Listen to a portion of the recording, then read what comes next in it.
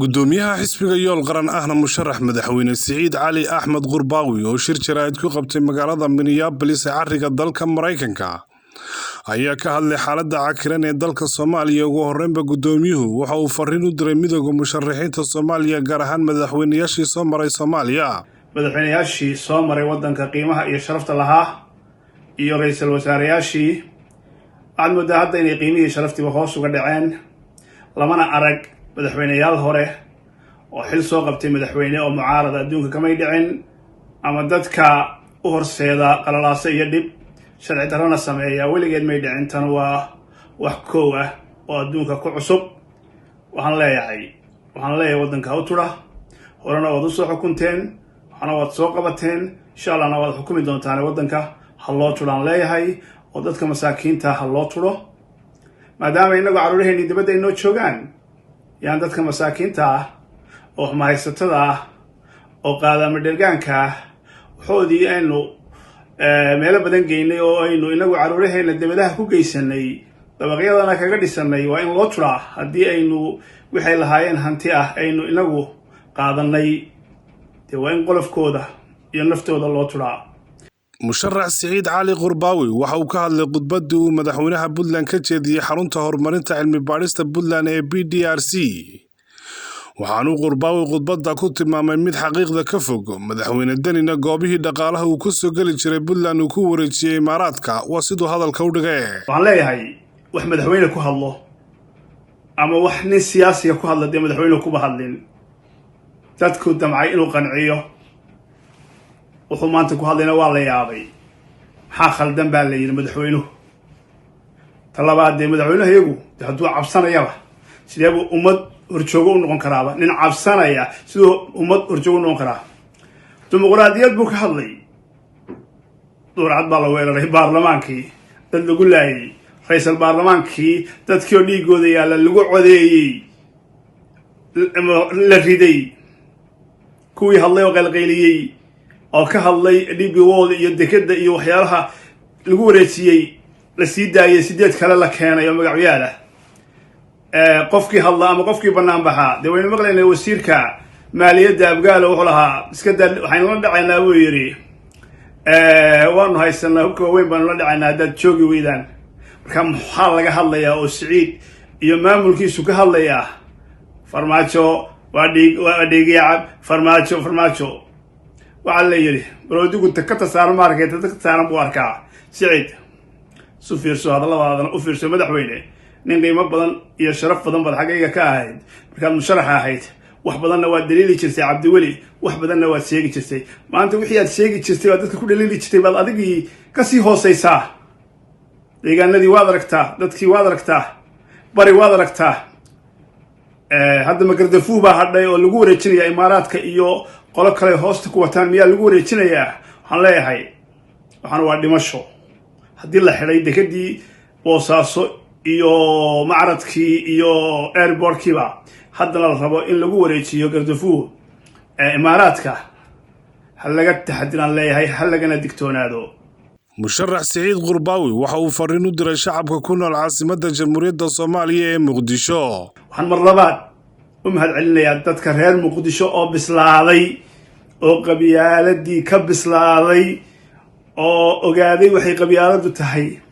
una bislaaday dowladnimo. waa wax lagu faano weeye waa wax lagu faano Ilaahay xamdigii. Muqdisho aad baan u jeclaa magaaladan joogi jiray aadna waan u jecelahay allana waxaan leeyahay dadkeeda ha badbaadiyo. caasimaduna waa madaxii ummadda Soomaaliyeed iyadoo hadday degto Soomaaliya way degaysaa laakiin iyada haddii ayna degin oo la qaso Soomaaliya ma degayso. hore loo yiri maska madaxa laga dilaa marka caasimadda dhibta lagu wada waataa insha Allah ana Ilaahay waxaan ka baryaynaa inuu noo dejiyo iftiin iyo horumar baa socda. aniga igama aha inaan dawlad difaacayo igama aha inaan farmaajo difaacayo waxaan difaacayaa dawladnimadan difaacayaa. dawladnimadu shakhsi maaha dawladnimadu shakhsi maaha shakhsigu waa yimaada waana tagaa. waxaan leeyahay iftiin dawlad baa muuqdaa. waxa hadda aan arkay qoraaladii mucaaradku ay soo qoreen oo ay leeyihiin musharaxiintu ay leeyihiin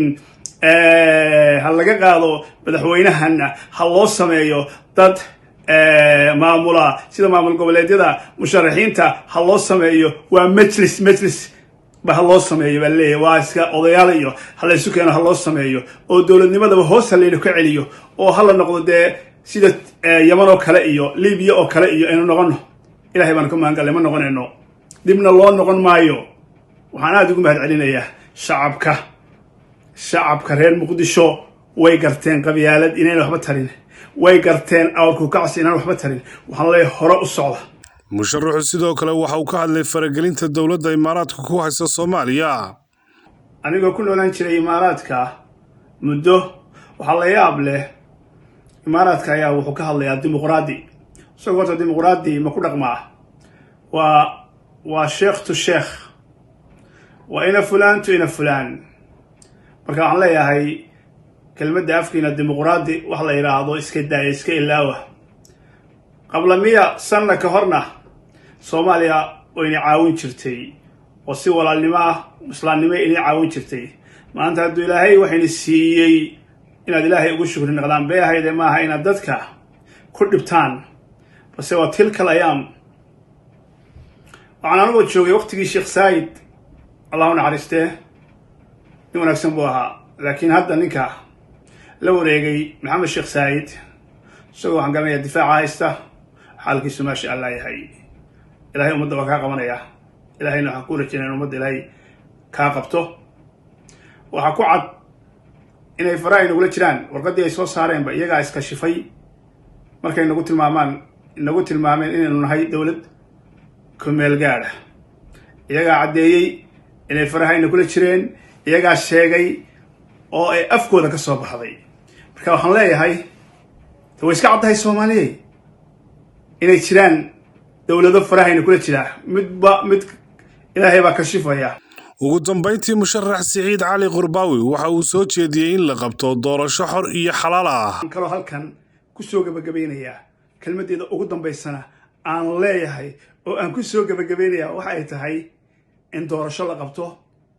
xalaal ah loogu danaynayn dad gaar ah anigu waxaan ahay musharax baanahay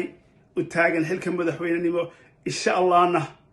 arjeenaya inaan ku guuleysano haddii ilaahay yiraahdo wadada